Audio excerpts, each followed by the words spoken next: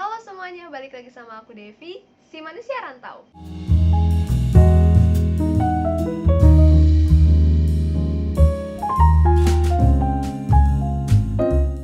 Oke, jadi di T-Talks episode kedua ini bakal beda banget nih sama episode pertama. Kalau di episode pertama kemarin kan aku ngobrol sendirian depan kamera kayak gini kan. Nah, kalau di episode kedua kali ini aku bakal ngobrol bareng sama teman-teman kampus aku. Cuma masalahnya kan kita masih dalam PSBB ya, masih dalam masa corona ini belum hilang dari muka bumi ini ya. Jadi kita belum bisa ketemu langsung, dan kebetulan juga teman-teman kampus aku juga rumahnya atau daerah tempat tinggalnya berbeda semua. Jadi aku memanfaatkan fitur online untuk ngobrol bareng sama mereka. Oke, tanpa banyak basa-basi lagi, langsung aja kita hubungin mereka.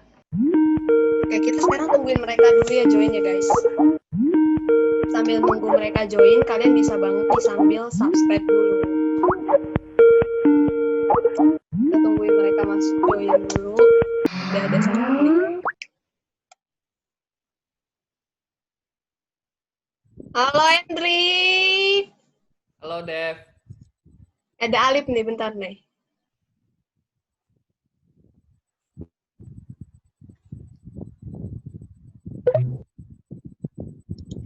Halo Lip.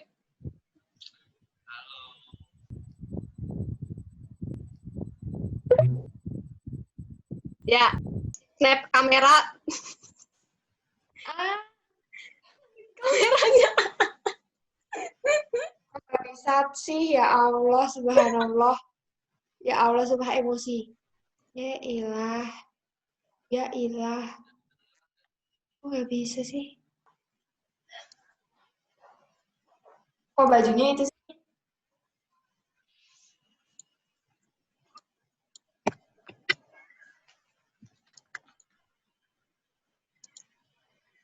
Hilang. Kaget gue. Bentar, ganti kamera. Ditungguin. Sambil nunggu satu orang lagi nih ya. Oke, udah kumpul semua nih ya. Gimana nih kabar kalian selama hampir setengah tahun kita kuliah online nih? Capek sih yang pasti, beneran deh. Gila sih. Capek banget ini tugas. Iya sih, baik tugasnya sih. Kerasa banyak tugas banget. Karena jarang berangkat juga, tahu-tahu ada tugas. Semoga aja ya nih ya, tahun depan tuh kita udah kuliah offline lagi. Corona nih udah hilang deh dari muka bumi ini ya. Amin, amin. Amin. Amin. Oke, pertama-tama kita perkenalan diri dulu nih. Ada pepatah bilang tak kenal maka tak sayang. Bisa dimulai nih dari Mbak cantik yang pakai kerudung hitam nih. Diperkenalkan dirinya Mbak. Halo, nama aku Niken. Nice to meet you. Selanjutnya bisa dilanjutin perkenalan dirinya nih. Kokoh-kokoh nih. Bisa nih. Aduh. Halo, nama saya Hendrik Fernando. Selanjutnya mas-mas yang pakai baju abu-abu nih. Silahkan diperkenalkan dirinya nih mas. Halo semua, nama saya Alifuddin. Yang terakhir nih, mas-mas yang susah banget nih buat join nih ya. Silahkan diperkenalkan dirinya. Halo, perkenalkan, nama saya Doni Mario. Oh iya nih Dev, kita hari ini mau ngomongin apa sih? Jadi hari ini kita mau ngomongin suatu topik yang lumayan berat nih. Berat nih. Apa nih? Jangan berat-berat, Dev. Oke, jadi hari ini kita mau ngomongin salah satu jenis cybercrime, yaitu data forgery. Nah, kita semua kan ini anak SI ya, biasa kan kita mainin data, ya kan? Kalau menurut kalian nih, data forgery itu apa? Kalau dilihat-lihat nih ya, kalau dibaca dari kata-katanya nih, data sama forgery. Data itu kayak kumpulan file.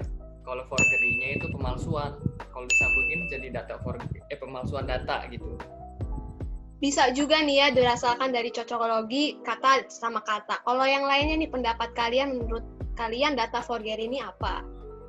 Secara singkat sih, data forgery itu kayak pemalsuan data. Udah sih, gitu doang. Mungkin emang itu sih, emang data forgery itu kalau menurut aku ya pemalsuan data di dunia cybercrime. Tapi bingung nggak sih, kalian kan ini data di internet gitu ya, kok bisa ada yang melakukan pemalsuan caranya bagaimana gitu.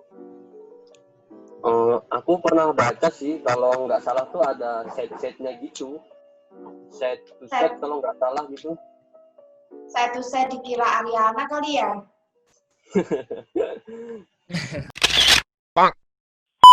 Caranya tuh menurut makalah yang pernah aku baca, nanti editor link referensinya cantumin di description box-nya.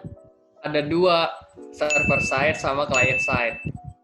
Oh iya bener tuh. Ada server set sama client set. Bedanya di bagian apanya sih? Kalau nggak salah sih server itu si pelaku membuat fake website yang sama persis dengan web sebenarnya. Si pelaku memanfaatkan kelengahan pengguna karena salah ketik. Biasanya sih gitu. Bener nggak sih, Indrik? Nah, iya, kalau server tadi dia buat fake website.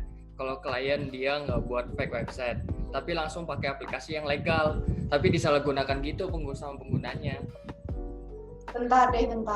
Kan tadi katanya data forgery itu memasukkan data kan? Itu kayak kita main di Instagram atau Facebook gitu, terus kita palsuin tanggal lahir gitu nggak sih? Bukan. Aku pernah baca nih ya salah satu contoh kasusnya di salah satu website majalah Tempo. Jadi ada seorang laki-laki asal Bandung namanya Stephen Haryanto. Dia ini seorang hacker dan jurnalis pada majalah Master Web. Nah, dia ini mewujudkan dunia perbankan melalui internet, yaitu yang e-bankingnya itu. Dia dengan sengaja membuat situs asli tapi palsu, layanan internet semacam e-bankingnya pada Bank Sentral Asia atau yang biasa kita kenal dengan BCA. Bentar. Situs asli tapi palsu. Gimana tuh? Nah, jadi metode yang dia lakuin ini membeli domain-domain seharga $20 dengan nama mirip sama www.klik.bca, yaitu situs aslinya si internet banking BCA. Yaitu bisa aja domainnya tuh diplesetin gitu sama dia namanya. Misalkan www.kliknya itu pakai KILK tapi ada underscore-nya gitu, _bca.com. Bisa juga dengan www.kilkbca.com. Juga bisa dengan www.cliekbca.com. Pokoknya nama-nama domain yang memungkinkan si penggunanya itu salah ngetikin web domain yang asli. Nah, isi situs-situs ini pun nyaris sama isinya, kecuali nih ya, tidak adanya security untuk bertransaksi dan adanya formulir akses atau login form yang palsu.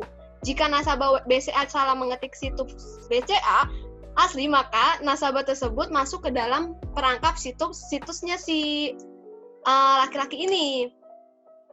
Sehingga identitas pengguna seperti user ID, terus juga nomor PIN-nya itu dapat mudah diketahui. Tapi nih, si Stephen ini sudah meminta maaf kepada pihak BCA melalui suratnya pada tanggal 6 Juni 2001. Dan berdasarkan pernyataan pada suratnya nih ya, dia bilang kalau nggak ada sama sekali data pengguna yang dia curi, dan nggak ada sama sekali yang diubah-ubah dari link aslinya. Murni cuma memanfaatkan salah ketik dari pengguna si Klik BCA yang aslinya gitu. Oh, berarti masuk ke dalam metode server set dengan memanfaatkan kelengahan pengguna dengan salah ketik gitu? Iya, semacam kayak gitu. Nah, dia kan hacker nih. Dari kasusnya dia masuknya ke dalam white hat hacker atau black hat hacker? Nah, dari penjelasan si Devi tadi, terus sama yang aku baca ini, dia tuh jadi gabungan white hat sama black hat. White hat-nya, dia tuh nggak mencuri dana dari nasabah. Black hat-nya, dia diam-diam mencuri data dari nasabah. Gitu sih. Nah, itu kan kalau versi dari server side-nya nih. Kalau dari client side-nya nih, kalian udah pernah nemuin nggak contoh kasusnya itu apa? Email phishing masuk deh. Kayak, ya nggak? Jadi semacam pengiriman email yang bertujuan untuk mencuri data rahasia tentang akun kita gitu. Email seperti ini dapat kita waspadai. Caranya adalah dengan kita mewaspadai dan menuruti perintah-perintah si hacker tersebut. Selanjutnya, Anda lakukan blokir alamat email dari si pengirim email ke phishing tersebut. Banyak ya berarti kasus data forgery yang udah pernah terjadi. Sebenarnya faktor apa aja sih yang bisa bikin orang mau ngelakuin data forgery ini? Banyak sih. Yang pertama faktor ekonomi. Kan di zaman sekarang kebutuhan makin banyak tuh. Jadi banyak orang yang ngehalalin segala cara biar dapat uang. Selain itu juga faktor sosial budaya.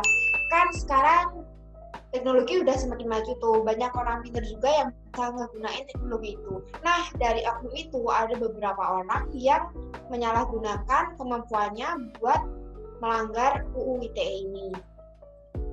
Faktor politik juga bisa, jadi kayak ada oknum-oknum tertentu untuk mencari informasi tentang lawan politiknya, untuk menjatuhkan lawan politiknya, seperti kasusnya Dhani Firmansyah tahun 2004 yang berhasil membobol situs KPU dan mengubah nama-nama partai di dalamnya menjadi nama uni seperti Partai Kolor Ijo, Partai Mbah Jambon, Partai Jambu. Kok bisa dia jebol web KPU? Caranya gimana ya? Dia kayak menggunakan teknik SQL injection. Jadi kayak cara mengetikkan suatu string atau perintah tertentu di address bar browser gitu. Udah banyak juga kasusnya ya di Indonesia. Udah ada belum sih sebenarnya undang-undang yang mengaturnya? Kalau dari kasus penjebolan situs KPU Dhani Firmansyah yang dilanggar itu, pasal 22 huruf A, B, C, pasal 38, dan pasal 50 UU nomor 36 tahun 1999 tentang telekomunikasi. Pada pasal 22 UU telekomunikasi berbunyi, setiap orang dilarang melakukan perbuatan tanpa hak, tidak sah atau memanipulasi. Akses ke jaringan telekomunikasi atau akses ke jasa telekomunikasi atau akses ke jaringan telekomunikasi khusus. Selain itu juga dia melanggar UU Telekomunikasi pasal 38 bagian ke-11. Dia juga melanggar UU ITE nomor 11 pasal 27 ayat 3 tahun 2008 dan UU ITE nomor 11 pasal 30 ayat 3 tahun 2008. Kalau undang-undang yang benar-benar khusus bahas tentang data forgery ini udah belum sih? Kalau itu udah ada, itu yang mengatur ada di Undang-Undang IT pasal 30 ayat 1 sampai 3, ada juga di Undang-Undang IT pasal 35, juga di Undang-Undang IT pasal 46 ayat 1 sampai 3, dan juga di pasal 51. Terus cara buat menanggulangi data forgery ini gimana? Kalau dari email phishing ya, pertama tuh kita jangan asal verifikasi akun. Yang kedua, kita harus bener perhatiin isi email yang kita dapetin. Yang terakhir, kita harus perhatiin bener-bener URL yang dikasih sama orang. Jadi URL ini kan udah disebutin tadi, biasanya nyamain sama website aslinya. Jadi kita harus bener-bener perhatiin itu sih. Gitu sih kalau dari email phishing. Terus cara buat nanggulangin data forgery secara globalnya tuh gimana ya? Tadi kan secara email phishing ya. Kalau misalkan yang globalnya benar-benar data forgery-nya tuh gimana ya? Ya, perlu adanya cyber law, yakni hukum yang khusus untuk menangani kejahatan-kejahatan yang terjadi di internet. Karena kejahatan ini berbeda dari kejahatan konvensional. Perlunya sosialisasi yang lebih intensif kepada masyarakat yang bisa dilakukan oleh lembaga-lembaga khusus. Penyediaan web-web yang menyimpan data-data penting diharapkan menggunakan enkripsi untuk meningkatkan keamanan. Nah, kita kan tadi udah bahas panjang lebar nih soal data forgery. Kesimpulan yang bisa kalian ambil nih dari kasus data forgery ini tuh apa? Dan juga saran kalian untuk data forgery ini gimana nih? Bisa dari kokoh-kokoh dulu nih, coba. Kalau menurut aku data forgery itu kayak sebuah kejahatan dunia maya yang sangat berbahaya gitu loh. Kejahatan data forgery ini lebih ditujukan untuk pemalsuan, juga pencurian data maupun dokumen-dokumen yang penting. Sarannya sih verifikasi akun yang kita punya itu secara hati-hati, sama update lah username sama password itu secara berkala. Itu sih menurut aku. Oke, kalau menurut Niken gimana Ken? Sama sih menurutku juga data forgery ini termasuk cybercrime ya dia. Terus yang paling penting tuh sebenarnya saran buat kita biar lebih aware tuh hukumnya lebih ditegakin gitu loh, Dev. Kan kita udah ada hukum yang ngatur itu tuh. Jadi kayak harus benar-benar tegas diterapin gitu sih kalau aku. Kalau kedua mas-mas ini apakah sama kesimpulannya apa gimana? Enggak, kalau dari aku sih ya mungkin nggak jauh beda sih sama kayak teman-teman, karena kan juga ini termasuk kejahatan di dunia maya. Jadinya Itu semua dari diri kita sendiri itu gimana kita saat verifikasi akun itu kita harus lebih teliti, lebih hati-hati, dan apa namanya, dari diri sendiri itu kita juga Berusaha untuk merahasiakan menanggulangi ya. ya, merahasiakan itu dari orang lain juga gitu. Ya. Kalau Doni, apakah sama juga pendapatnya tentang kesimpulan dan sarannya? Sama sih, lebih ke saran juga sih untuk semua ya, lebih hati-hati gitu dalam membackup data-data pribadinya, apalagi yang lebih ke privasi begitu kan. Oke, kalau dari Devi juga sama sih ya, kesimpulan dari data forgery ini emang benar kata tadi Hendrik, kalau data forgery ini merupakan sebuah kejahatan di dunia maya yang benar-benar sangat berbahaya. Kejahatan data forgery ini juga lebih ditunjukkan untuk pemalsuan, juga pencurian data-data maupun dokumen penting sebuah instansi pemerintah maupun perusahaan swasta. Nah, benar juga tadi kata saran dari Niken, dari Alif, dan juga dari Doni, dan juga tadi kata Hendrik, kita emang harus aware sendiri terhadap data-data kita dengan cara kita bisa melakukan verifikasi account kita dengan cara yang hati-hati, dan juga bisa dalam menggunakan e-commerce juga kita harus lebih hati-hati dalam loginnya. Terus selalu update username dan password secara berkala. Dan yang paling penting kayak kejadian tadi BCA itu, jangan salah ketik lah, jangan keplincut gitu ngetiknya kalau ngetik website aslinya. Gitu sih. Oke, ini pembahasan kita sampai sini. Menurut kalian cukup ya? Cukup, oke. Pembahasan topik kita soal data forgery sampai di sini dulu nih guys. Nah, kalian kalau suka sama video ini jangan lupa di like, jangan lupa juga di komen aku harus bikin video apa lagi, dan yang paling penting jangan lupa di subscribe. Thank you for watching and see you in the next video. Bye-bye!